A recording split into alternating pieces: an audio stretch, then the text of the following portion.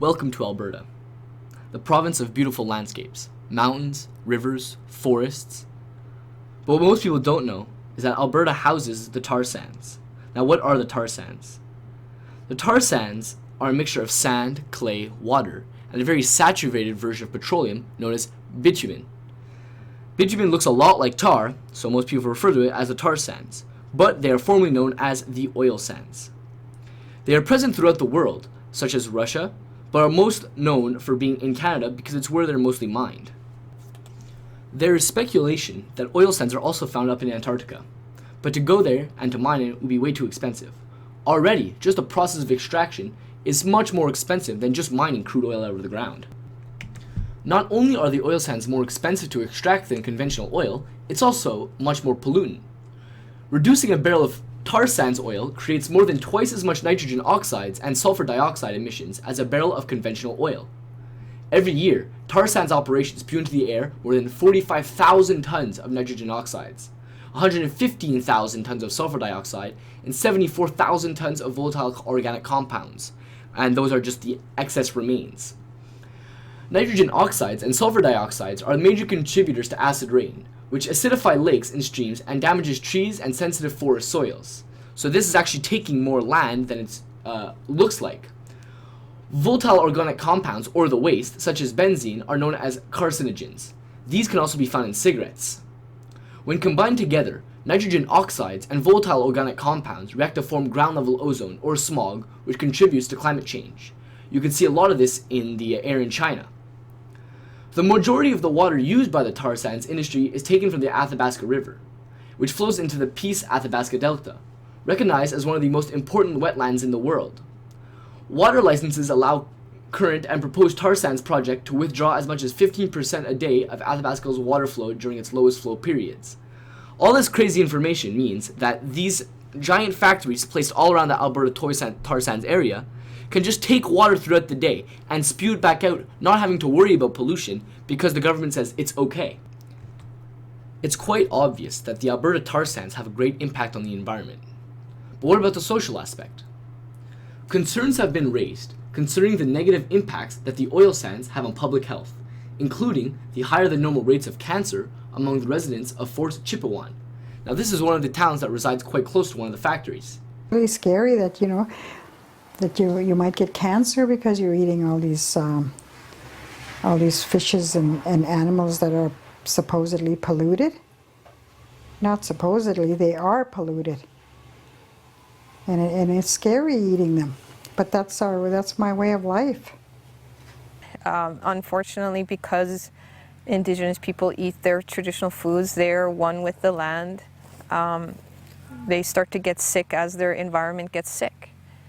So people are getting sick because their environment is getting sick. It's just a direct relationship. It can't be avoided unless the environment doesn't get sick anymore, I guess. Without water, there's no life. And the water is poison now. Where water used to sustain life for us, not only the animal, the plants, the fish, but us, now it's working against us.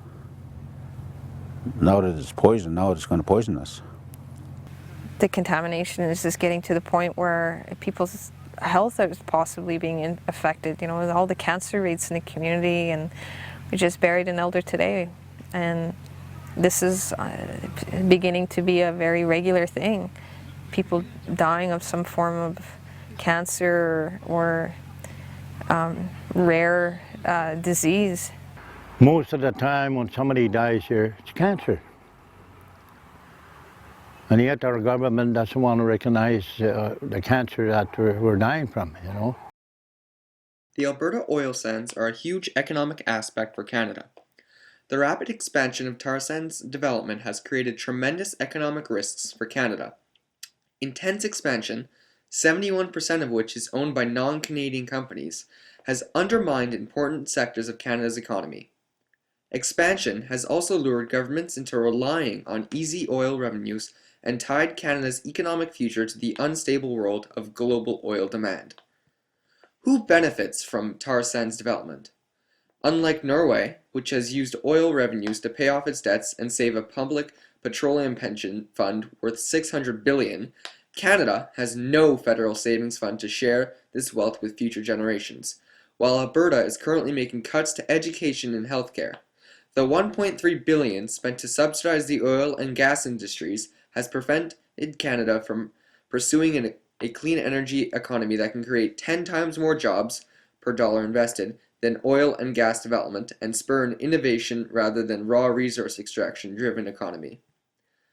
Tar sand development has transformed the Canadian dollar into a volatile oil-based currency that has contributed to the destabilization of its manufacturing base. Rapid tar sands development has arguably resulted in the increase in the value of the Canadian dollar, which has made manufacturing goods in Canada more expensive. As a result, at least a third of Canada's 500,000 lost manufacturing jobs in the last decade are a result of its soaring petrodollar. This has created regional wealth disparities, with Alberta enjoying the economic benefits of tar sand expansion, while Ontario, Quebec, and the Maritimes suffer the consequences of a less diverse economy.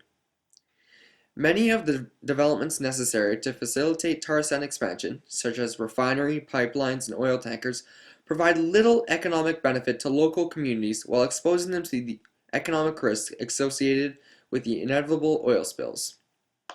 Preventing the expansion of the tar sands and eventually phasing this dirty source of energy out of existence is the only way to create the sustainable clean energy economy that Canada, the United States, and the rest of the world needs to embrace. The oil sands have many political stakeholders who will all want to have a say in the development of the industry. First, there is the federal government. The Harper government supports the development of the oil sands because of its economic benefits. Second, there is the provincial government. Led by the Premier of Alberta, Alison Redford, this body is very similar to the federal government, except it must supply all the infrastructure for the oil sands, including the roads, schools, and hospitals for the surplus of people brought by the oil sands. Third, there is the municipal government. Many towns in Alberta have been drastically changed because of the oil sands, including Fort McMurray. These towns are faced with the large burden of trying to support all the new oil sands workers coming to their town. The municipal governments do not see very many benefits in the oil sands, except that they are forced to develop their town. Fourth, there are non-government associations. These organizations include Greenpeace and the Pembina Institute. Mostly these organizations want to stop or slow down the development of the oil sands by putting pressure on the various forms of government. In order to regulate and control the development of the oil sands, the Alberta Energy Regulator was formed.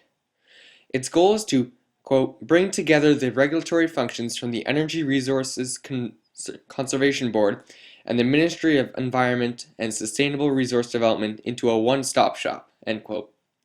The problem with this corporation is that it's completely funded by the tar sands industry by putting taxes on the development project. In other words, the corporation that regulates the spending and development of the tar sands also makes money when they spend and develop the tar sands. A bit of a conflict of interest.